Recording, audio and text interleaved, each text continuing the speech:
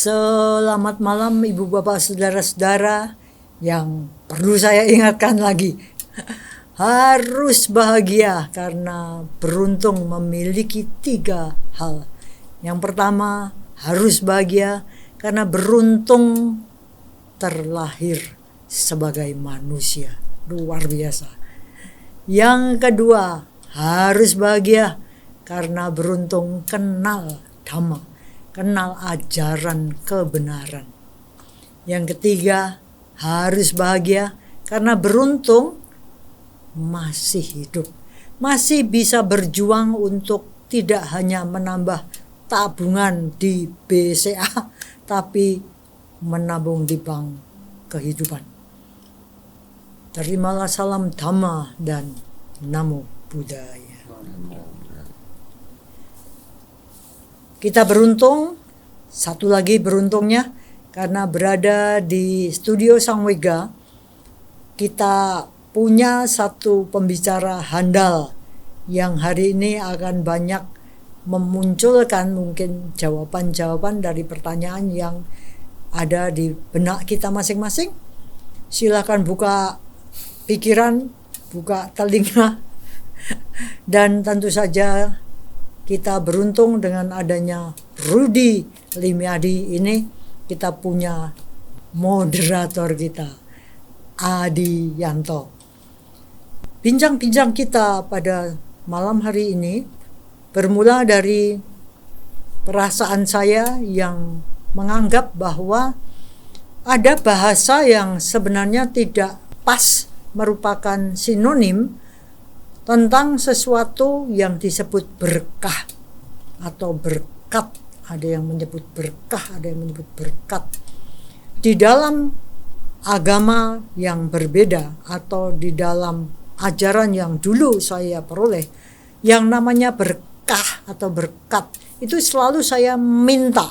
Jadi saya mohon berkat. Biasanya dari atas ya, bukan dari bawah atau dari sekeliling, dari atas. Maka kemudian waktu saya berkenalan dengan Dhamma, saya heran sekali bahwa ternyata yang namanya berkah dalam ajaran Buddha itu sama sekali berbeda dengan apa yang saya cari di sebelumnya. Nah, bincang-bincang kali ini melalui orang yang mengangkat dirinya sebagai moderator, kita akan menyimak tentang apa yang menjadi perbedaan unik di dalam ajaran Dhamma kalau dibandingkan dengan ajaran yang mungkin biasa kita kenal. Gimana ini, Adi? Iya, Cilat, thank you. Ini yang menarik kalau kita ngomong tentang berkah, kita ngomong di ajaran Dhamma, kita sebagai umat yang biasanya puja bakti atau chanting, itu pasti sudah kenal yang namanya Manggala Sutta, yang menjelaskan tentang berkah. Nah, ini kebetulan Korudi itu dikenal sebagai kalau di YouTube-nya waktu zaman pandemi yang pegang rekor menurut saya membahas tentang Manggala Sutta, berkah. Rekornya karena 2 jam diundang salah satu alumni Widya Sena pakai Zoom. Itu 2 jam membahas detail tentang berkah. Yang 2 jam itu selesai atau 2 jam itu hanya untuk yang bait pertama. Satu bait dibahas ya, dengan pendahuluannya lah. Ya. Nah, ini sepertinya juga terjadi di Klaten. Kita bahas di Dhammadesana hari Minggu bersama Korudi kalau datang itu sampai 2 tahun. Karena 10 datang. tahun. Udah mungkin 10 kali jangan-jangan. Udah ya? Ada 9 kali. Jadi udah 9 tahun. 9 tahun ya. 9 kali Dhamma Desana. Bahasnya kalau didatang akhir tahun meditasi, dapat Melanjutkan yang tahun lalu. dapat giliran Dhamma Desana, bahasnya Manggala Sutta, lanjut bait ke 3, 4, 5 dan seterusnya. Nah, jadi cocok nih kita bahas Manggala Sutta. Nah, berkah sendiri kode itu apa sih? Iya. Tapi seperti bulannya tadi bilang ya, berkah itu sangat absurd ya ininya pengertiannya, karena masing-masing orang punya definisinya masing-masing. Tapi secara umum orang menganggap bahwa berkah itu adalah sesuatu yang diberikan oleh pihak luar kepada kita.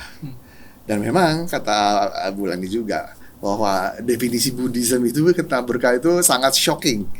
Sangat shocking dan sangat oh gitu ya, berkahnya agama Buddha ya. Ternyata tidak seperti yang kita pikirkan. Bukan berkah itu mendapat lotre 1 miliar, kemudian kita minta mendapat anak, kemudian lulus ujian, kemudian dagangan laris, dan yang sebangsanya, ya kan. Punya pacar, yang nggak punya pacar, yang mau menikah dapat pasangan dan lain-lain. Dari yang atau ya yang dia nggak mau, ya semoga menyingkir halangan-halangan, bisa tersingkir sendiri. Nggak gitu di Buddhism itu. Di Buddhism itu, di Dhamma itu berkah itu aktif. Jadi nggak pernah itu berkah itu tuh datang tanpa kita melakukan sesuatu.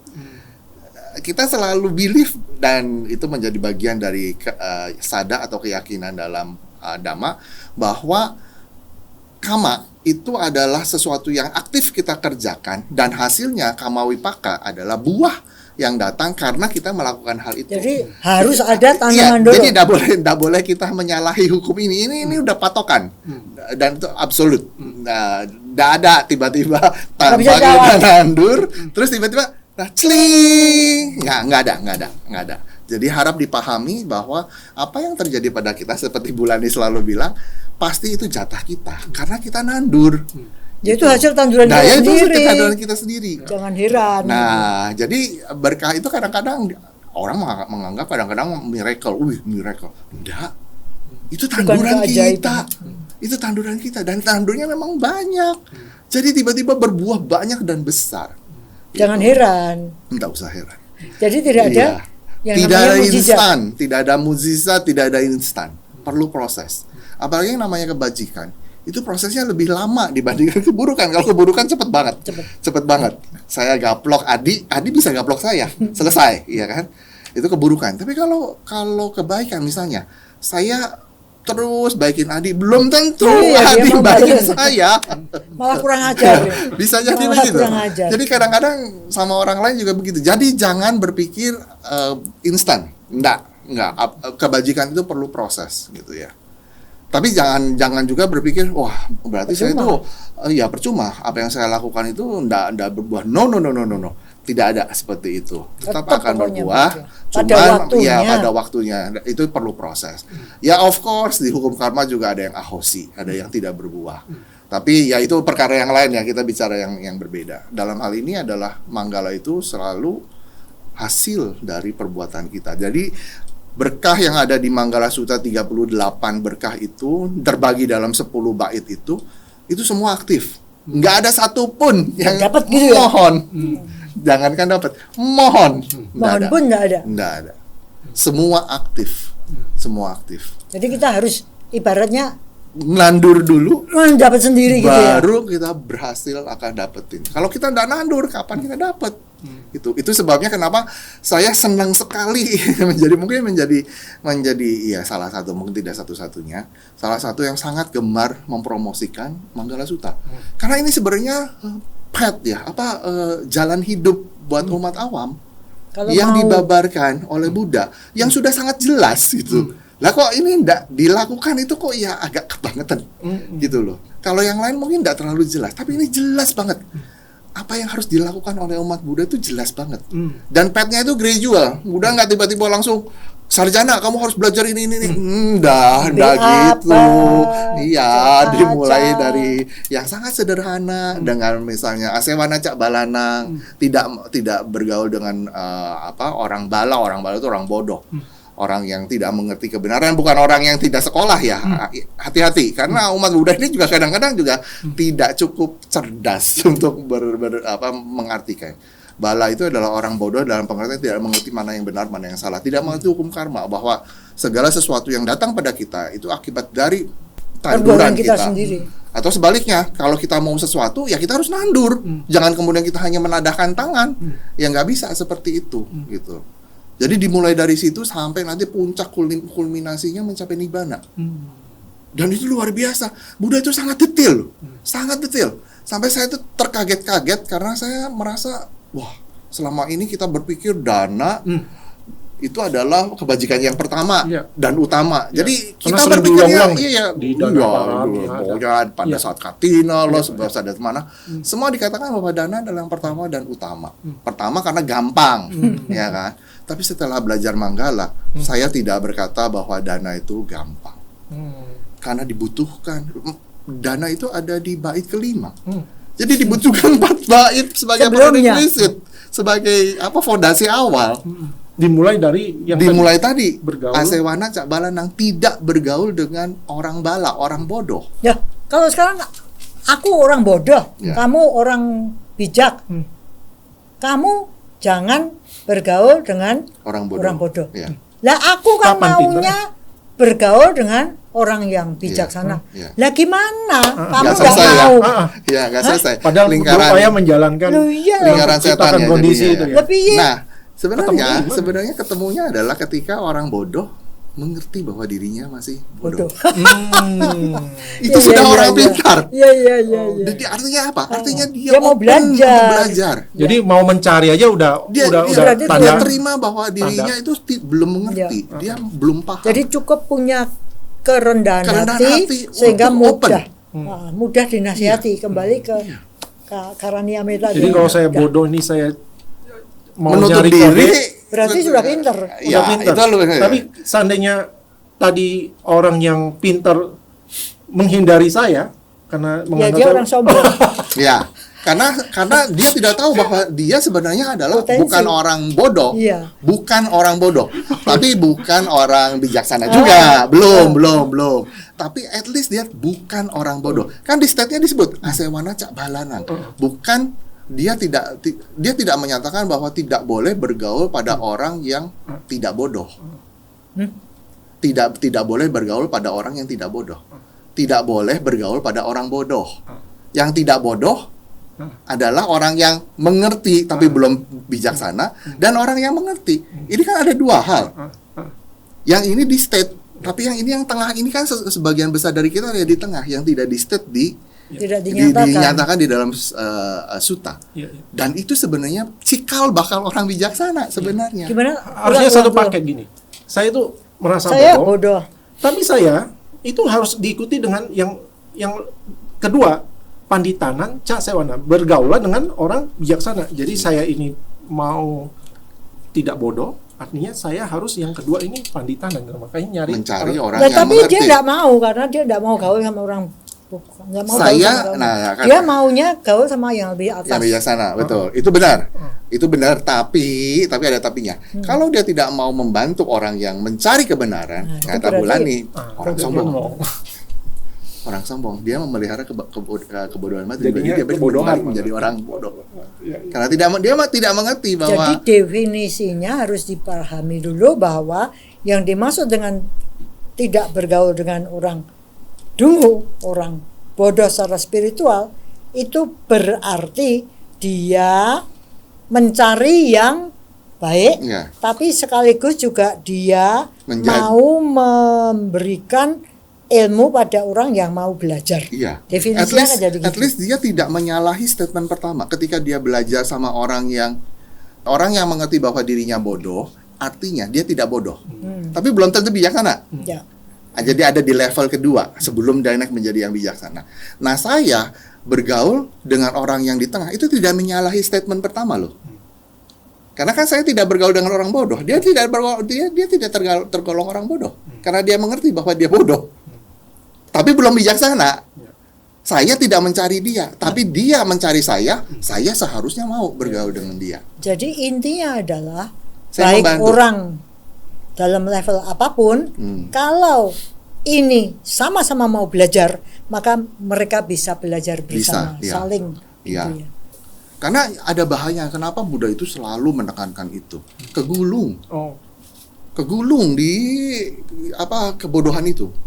Bergaul dengan orang-orang bodoh itu tuh potensi bahayanya besar sekali. Yang- Jadi jangan kita berbicara yang tinggi-tinggi untuk melakukan kebajikan, pasti kegulung. Ya.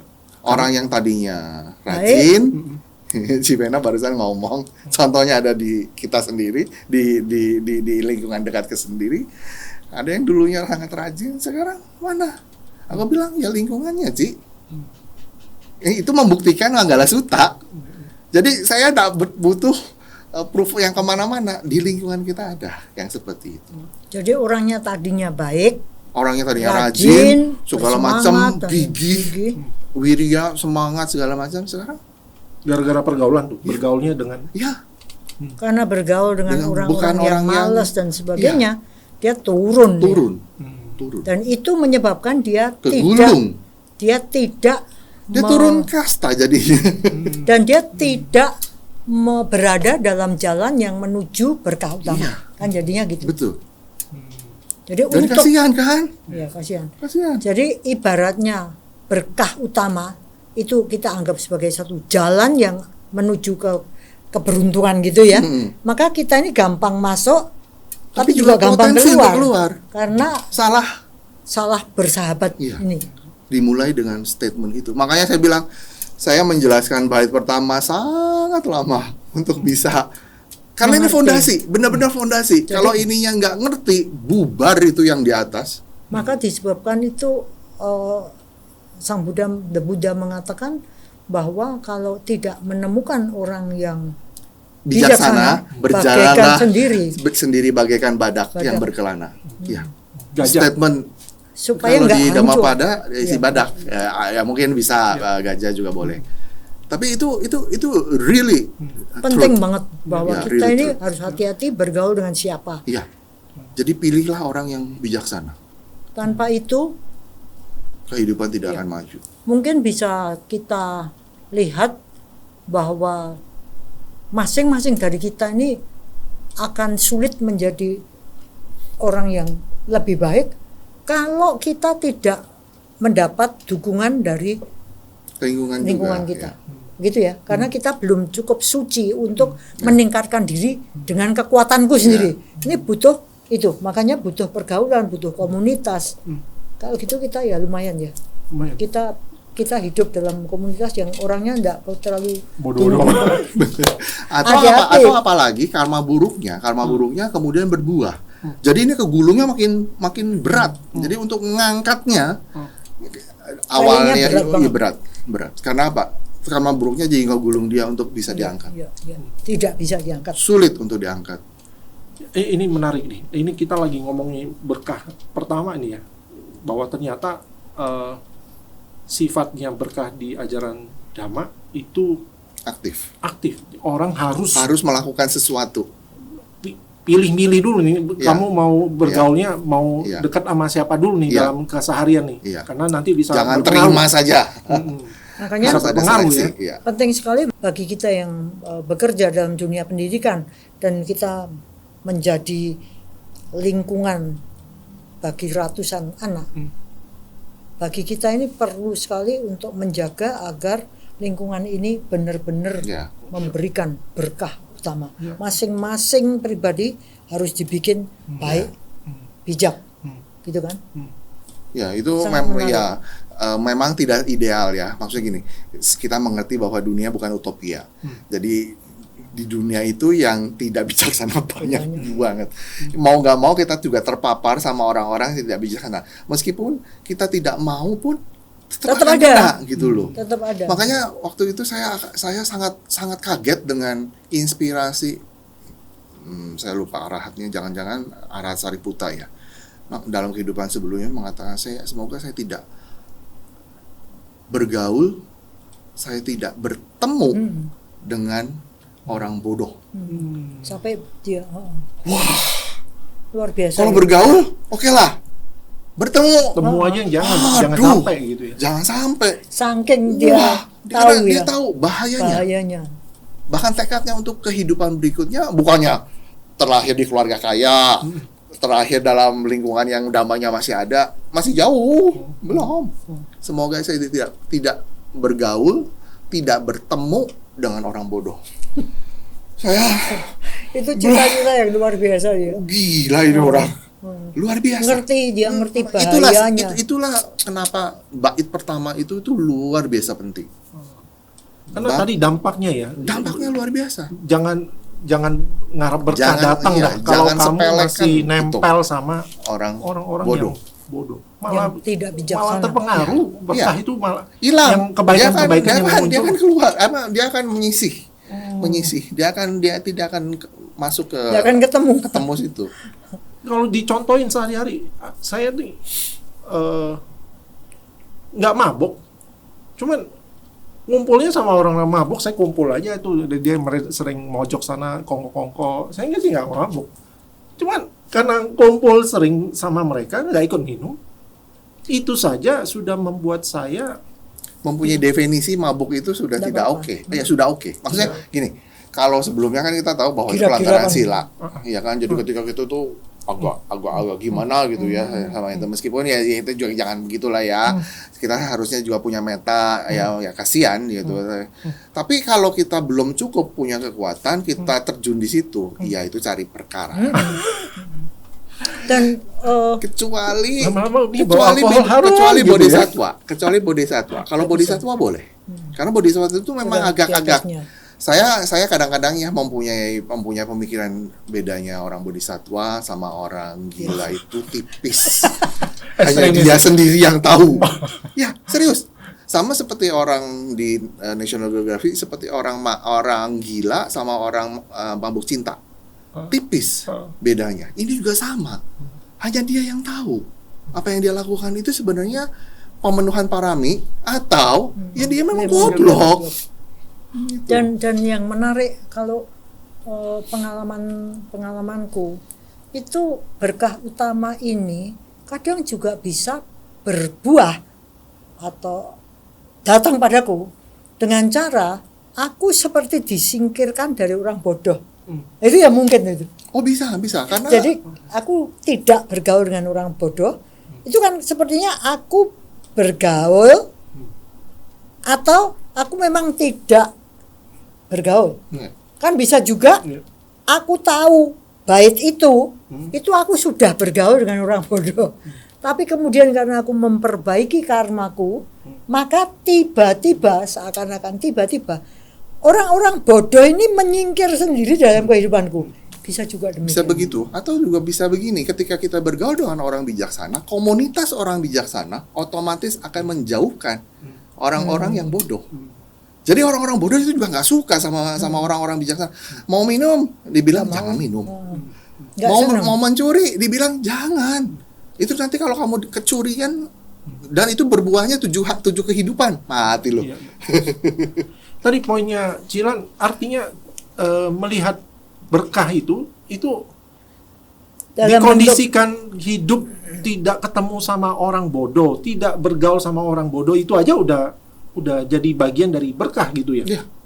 Oh, saya kok ketemunya, waduh, gaulnya sama Kode, gaulnya sama Cilan. Padahal saudara saya kok gaulnya sama orang mabuk lah, apa penjudi. satu keluarga nih kita. Beda nih. Masing-masing Saya sendiri orang kan artinya sudah dalam keadaan dalam menuju jalan- ke arah jalan berkah. berkah. Iya. Ini udah berkah buat Iya. saya bahwa saya ketemu orang-orang bijak. Dan perjalanan juga akan seringkali menunjukkan bahwa dengan cara kita ini berjalan dalam dhamma, tiba-tiba kita ini tersingkirkan dari hal-hal yang bukan dhamma gitu kan. Iya kan?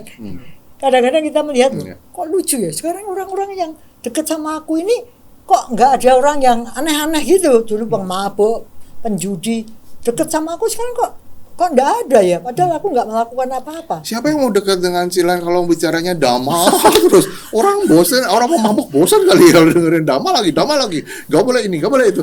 Lah kan? Ya kan? Iya kan? Tapi maksudku Max, itu cocok, indah cocok. gitu. Max, iya, Indah. iya, Ini iya, iya. omongannya nggak nyambung ini. Nggak nyambung, Nggak nggak asik. Iya. Nyingkir sendiri. Iya. Jadi itu bagian indah itu indah. Jadi Iya. sebenarnya kita ini melindungi diri kita itu secara pasif dan secara aktif Iya. gitu loh.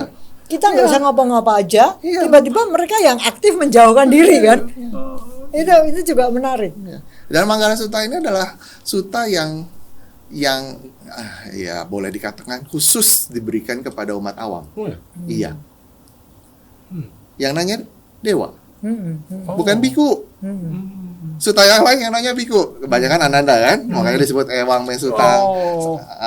Iya. Itu ada, Iya.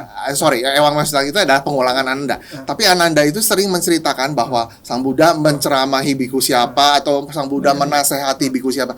Jadi sutta itu ditujukan kepada biku. Biku yang bertanya. Yang nanya atau yang sedang diberi nasihat. Tapi Manggala Sutta itu yang nanya dewa, bukan biku. Bukan biku. Jadi implisit Khas, ya. itu khas sekali bahwa ini berkah ini itu bukan khasnya untuk bukan biku. khasnya biku. Ini khasnya umat awam. Itu sebabnya saya sangat suka dengan Manggala Sutta. Dan di banyak di kumpulan Tipitaka, di Sutta Pitaka itu nggak banyak memang. Ya logis ya. Buddha kan gaulnya dengan para biku. Ya nasihat umumnya pasti untuk para biku ya kan. Ya kita kan memang ketemu umat awam tapi kan jamnya terbatas. Ketika Pindapata, setelah Pindapata khotbah. Sudah itu masuk hutan. Meditasi. Atau misalnya sore, misalnya kayak Anathapindika atau Wisaka, datang ke wihara, berdana, dana obat-obatan, dana jubah. Sang Buddha memberikan apresiasi dalam bentuk khotbah. Ya sudah, kemudian mereka pulang. Tapi kemudian Buddha akan balik ceramah memberikan sutta kepada para biku. Jadi sangat normal kalau Sutta Pitaka itu sebagian besar untuk para biku. Sangat normal. Jadi jangan kemudian berkata, Buddha kok nggak perhatian sama umatnya. Nggak begitu pola pikirnya. Sangat normal. Nah, tidak banyak sutta-sutta yang diberikan untuk umat awam. Dari sekian banyak sutta yang dipilih Bhante Narada sebagai konsep atau sebagai pilar utama Buddhist ethics umat-umat awam, itu hanya 4 Yaitu sutta. Satu tadi Manggala Sutta, ya kan. Kemudian pasangannya adalah Parabhawa Sutta. Parabhawa Sutta ini adalah keruntuhan, sebab-sebab keruntuhan, ada 13. Kemudian Sigalowada Sutta. Oh, itu udah terkenal lah ya. Kewajiban, timbal balik, kemudian bagaimana memilih teman, ya kan? Mana teman baik, mana teman yang buruk, segala macam dengan semua sifat-sifatnya dijabarkan sangat detail. Termasuk juga bagaimana mengelola keuangan, saluran pemborosan dan lain-lain diuraikan sangat detail. Ini sutanya panjang karena ada di Ganikaya. Kemudian satu lagi sutta yang sangat pendek itu Yagapaja Sutta. Yagapaja Sutta itu juga ini adalah sutta tentang kesejahteraan. Ada part awal itu kesejahteraan duniawi pada saat kehidupan saat ini, kemudian part kedua adalah atau part yang belakang adalah kesejahteraan untuk kehidupan berikutnya. Jadi hanya 4 ini itu yang pilarnya menjadi untuk pegangan umat Buddha. Umat ya, bukan biku ya. Kalau biku banyak banget. Silakan ambil sesuai Yang dengan manapun. selera atau sesuai dengan karakteristik masing-masing. Tapi umat hanya 4. Jadi tuh saya sangat getol untuk ngurusin 4 sutta ini. Setiap kali ditanya, kok enaknya topiknya apa? 4. Lu pilih. Saya nggak mau dari 4. Ya boleh kadang-kadang sebagai selingan gitu ya. Tapi kalau mau bahas Tipitaka, mau bahas sutta 4. Saya nggak mau disuruh misalnya bahas misalnya Ratana Sutta. Aduh. Sutanya panjang satu, sutanya juga berat, kemudian sutanya juga ada banyak, ada yang Bhante Ananda lah, ada Bhante Sariputta lah, ada Dewa lah. Agak ribet buat saya untuk ini. Tapi Sutta, Manggala Sutta dari sekian banyak ini ya, kecuali mungkin Sigalawadah Sutta karena memang sutanya banyak. Manggala Sutta itu yang menulis esai atau buku tentang Manggala Sutta banyak banget. Menandakan popularitas kan? Kalau banyak artinya populer. Artinya apa? Artinya ini dipandang oleh umat awam memang perlu. Bahasa Inggris itu buku tentang Manggala Sutta bejibun. Bante Naradas atau Bante Damananda ya, itu juga punya tuh satu buku khusus buat Manggala Sutta. Jadi buat umat awam ya kalau memang mau belajar agama Buddha ya ini. Dan lagi yang menarik adalah bahwa dengan adanya dipasangnya itu bait pertama seperti itu, sebenarnya kita ini sebagai umat Buddha tidak perlu risau kalau kita nggak punya like dislike ribuan itu loh. Gitu, karena sebenarnya So what's the meaning? dan lagi sulit loh mencari bener komunitas di mana di situ berkumpul orang-orang yang luhur, yang pinter, yang bijaksana. Kan tidak banyak. Jadi apa yang kita lihat dalam dunia keseharian ini di mana orang-orang cari like, jempol, medsos. kan jadinya sebenarnya juga kita mau kemana sih? Gitu. Nggak ada berkah di situ. Yang ada ya cuman kesombongan lah. Ya, Akibatnya keakuan dan lagi pasti penderitaan pada akhirnya. Kalau Menarik. dilihat prosesnya penjelasan berkah itu dimulai dari tadi yang Sutta pertama. Sewana Cabalanang, Panditanang, Casewana, terus ketemu Dana, akhirnya ketemu Dana. Iya, di bait kelima. Ini menggiring kita ke mana sih sebenarnya Sutta ini? Kita selesaikan ini, kemudian kalau menurut kode bertingkatnya Urutannya. sampai nanti kita di akhir itu ketemu apa sih? Ketemunya Nibbana, of course. Ini tujuan semua umat Buddha pasti akan itu. Kedamaian sejati ya, bukan kebahagiaan sejati dalam arti mengumpulkan, tetapi melepas semua sehingga akhirnya kita damai. Tidak lagi ada ikatan. Itu tujuan akhirnya. Tapi untuk kesana itu prerequisite-nya memang banyak. Disebutkan di situ ada 38 dan 38 itu terbagi menjadi tadi saya bilang 4. Ya, saya cerita struktur stutanya dulu ya. Di atas itu ada pembukaan, background, kapan, di mana, siapa yang nanya, itu ada di atas, ya. Dan di situ ya ada dewa yang bertanya. Kemudian yang pertama itu bait pertama itu bait pertanyaan. Ceritanya tuh Manggala Sutta itu sudah bertahun-tahun didebat di alam manusia sampai ke alam Dewa Saka. Ceritanya Semua nggak pernah ada yang bisa menyelesaikan. Bahkan Dewa Saka pun ditanya bingung. Karena definisinya nggak jelas. Ya kan, masing-masing orang punya definisi masing-masing. Akhirnya Dewa Saka mengutus satu putra dewa. Putra dewa itu artinya bukan anak dewa, tapi dewa yang baru lahir di sana, baru tumbuh lahir di sana, atau dewa muda, untuk turun menanyakan kepada Buddha sebenarnya yang disebut Manggala itu apa? Karena kan Buddha udah tercerahkan. Nah, tanya sama yang tercerahkan gitu. Nah, dewa itu datang, nanya ketika hari menjelang pagi dan lain-lain itu di pembukaan. Nah, kemudian yang di bait pertama. Nah, 10 bait ini itu jawaban Buddha bertahap. Yang tadi, dari yang paling sederhana sampai yang paling sulit. Akhirnya menembus ke Nibbana. Dan saya tadi bilang, Dana ada di bait kelima. Jadi prerequisite-nya banyak gitu ya. Untuk bisa sampai ke sana. Syarat sampai ke sana. Terakhir kemudian kesimpulan. Jadi sebenarnya ada 12 bait, tapi 1 dan 1 ini pembukaan, ini kesimpulan. Jawaban Buddha itu hanya 10. Kemudian sesudah itu dewa itu balik ke alam dewa. Dia kasih ulang pernyataan Buddha di depan Dewa Saka dan ribuan dewa yang nungguin. Karena di alam dewa Tawatingsa kan di sini hanya bersebentar gitu. Ini hanya berapa detik terus tiba-tiba bikunya putra dewanya sudah sampai di sana. Dijelasin. Semua orang diam terpaku dengan jawaban Buddha. Karena mereka juga mikirnya sama kayak kita. Mikirnya dapat apa segala macam. Shocking jawabannya. Kemudian Dewa Saka bilang, ada baiknya kita juga mengerti apa sebab keruntuhan. Tadi kan sebab keberuntungan. Supaya dapat ini, iya. jangan dapat ini. Iya. Lah kan nggak lucu kita ngejar ini, tapi kita Dapatnya ini. nggak tahu bahwa ini sebenarnya yang kita kejar itu adalah sebab keruntuhan.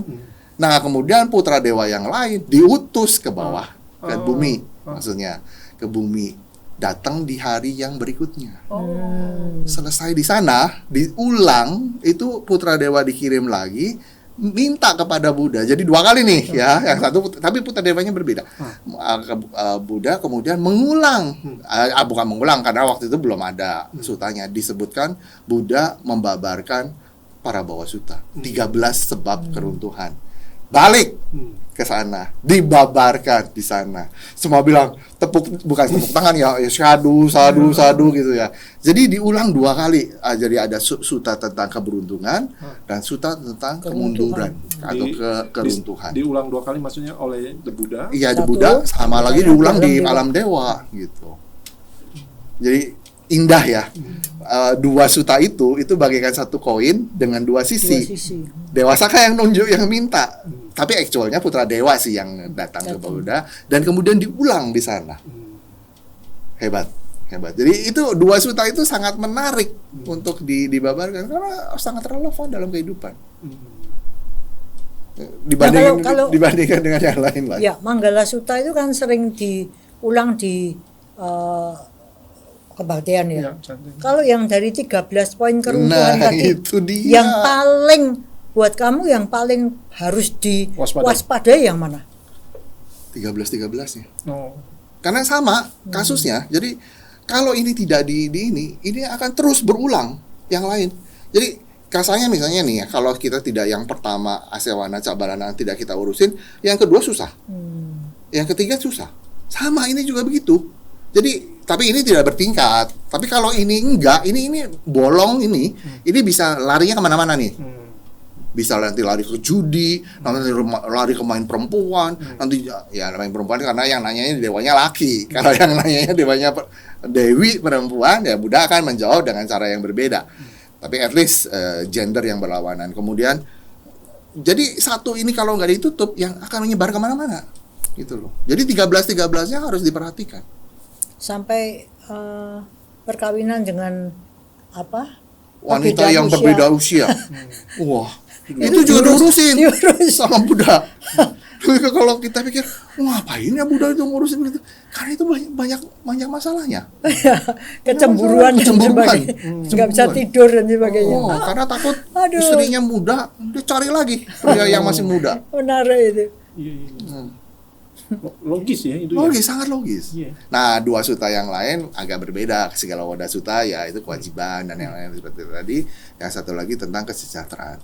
Tapi berfokus pada berkah itu sebenarnya 2 mata uang. 2 sisi mata uang sebenarnya. Kalau kita mau berbicara tentang berkah, ada baiknya kita seperti Dewa Saka.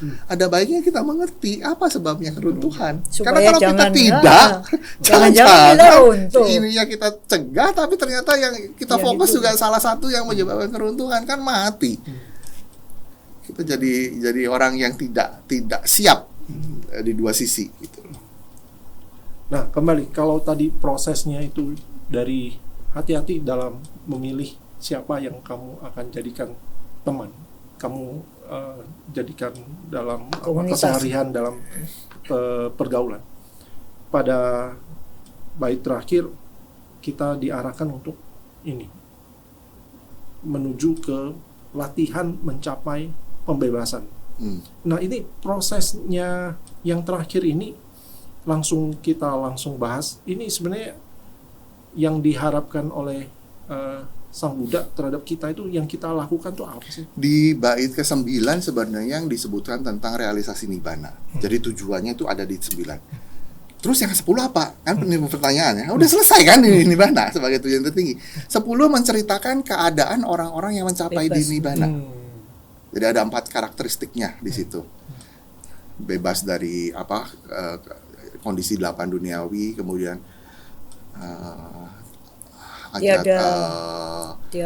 tidak saya agak lupa. Pokoknya Asokang Wirajang Kemang. Asokang itu tidak menderita, tidak sedih, tidak pernah merasa sedih karena dia mengetahui segala sesuatu seperti apa adanya. Ya dia mengetahui bahwa ini yang terjadi Ya adalah begitulah. iya, Demikian as it is. adanya. Iya, jadi dia nggak sedih. Ya itu bagian dari karma kita, gitu. Sokang Wirajang itu, saya nggak lupa Wirajang itu Tidak. apa Wirajang.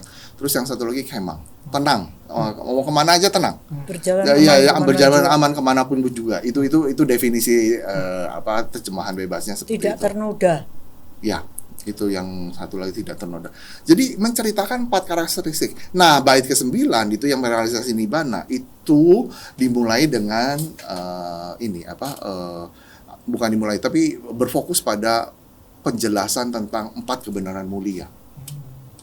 Jadi melihat saja, bukan memahami. Melihat saja itu artinya apa? Realisasi, lihat di depan kita, di depan mata. Jadi ketika kita melihat kebenaran itu bukan kita paham, enggak. Kita lihat, melihat anicca, melihat dukkha, melihat anatta, melihat.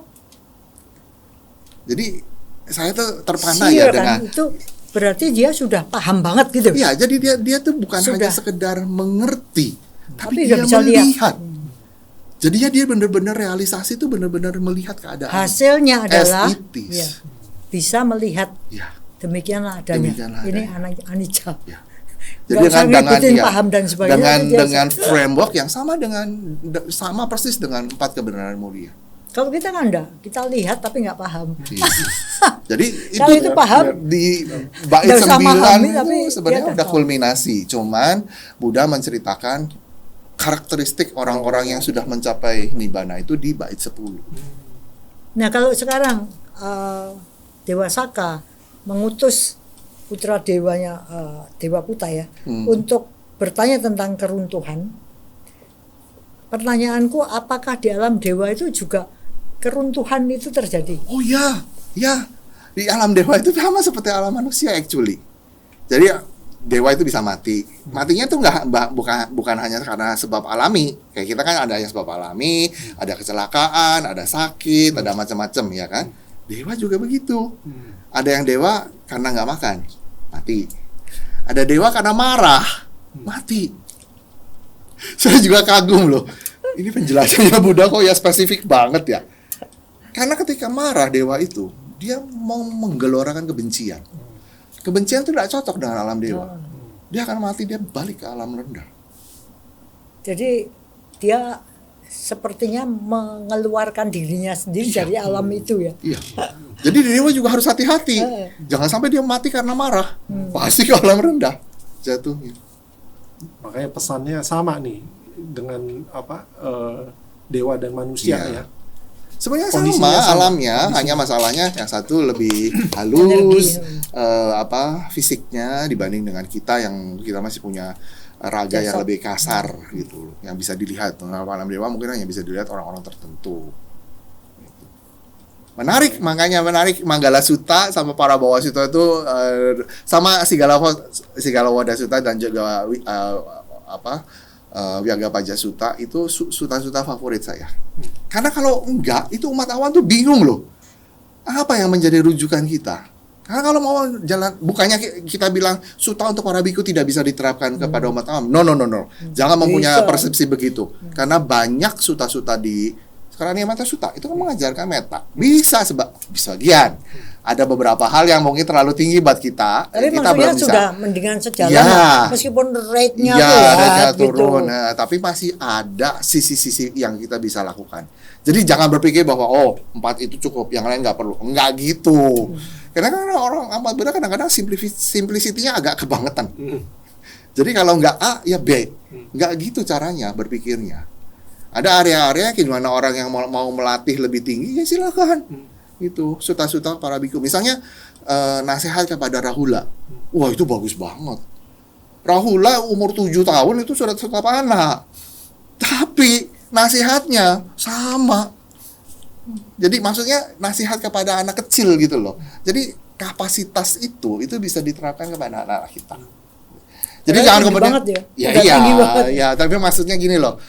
Tidak semua sutta itu berbicaranya tinggi. Ada memang sutta-sutta yang bicaranya tinggi gitu ya. Tapi ya Yang lain ya bisa juga mungkin tidak semua, tapi bisa diturunkan kualitas ininya, intensitasnya, jadi nggak terlalu sampai harus tinggi itu. Tapi dari situ ya kita belajar, oh ya kalau kita umat awam mungkin nggak bisa sampai selevel itu, ya udah kita bisanya di level ini, ya so lebih baik daripada nggak sama sekali. Menarik ya, pembahasan kita tentang berkah ternyata sangat berbeda ide konsepnya dengan berkah yang selama ini kita dengar dalam terjemahan bahasa Indonesia yang lebih banyak kecampur dari sistem keyakinan yang lain. Ternyata di Buddhism berkah itu adalah sesuatu yang Harus aktif dilakukan, dikondisikan untuk dikerjakan supaya muncul. Buahnya Jadi yang faktor akan untuk memunculkan kondisi. Jadi mari kita berjuang ngumpulin faktor-faktor ini, memperjuangkan faktor-faktor ini.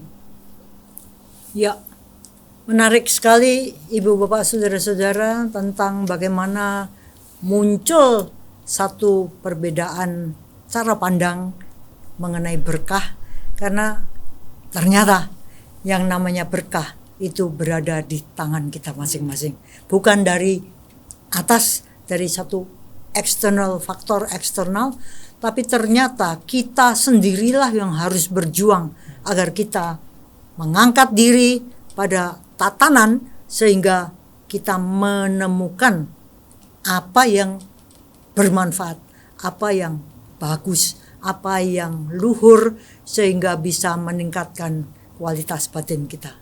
Semoga semua makhluk berjuang untuk menjadi faktor itu, sehingga bukan mustahil bahwa kita sebenarnya sudah mengarah ke sana. Semoga semua makhluk bahagia dan semoga yang terbaik datang pada kita semua. Sandu. Sadu.